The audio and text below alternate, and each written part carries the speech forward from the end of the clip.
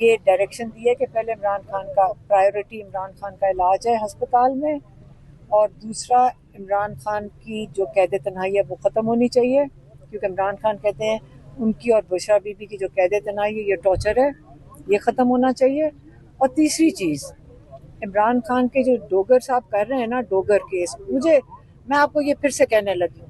जो डोगर साहब की शक्ल पे परेशानी और प्रेशर था ना पिछली दफ़ा,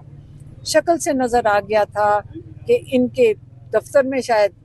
कोई कर्नल आके बैठा होगा। क्योंकि याद रखें, ये जो डोगर चीफ जस्टिस डोगर है, इनके अपने बेटे के साथ हो चुका है, उसकी बिनाई नहीं है, क्योंकि वो उनसे ज्यादा कौन एहसास कर सकता है कि इमरान खान के साथ क्या हो रहा है। और मेरा ख्याल है उनको बड़ा दर्द और तकलीफ होगी, लेकिन डोगर साहब हम भी मजबूर हैं। या तो मैं अगर आपकी जगह हूं, और मेरे ख्याल में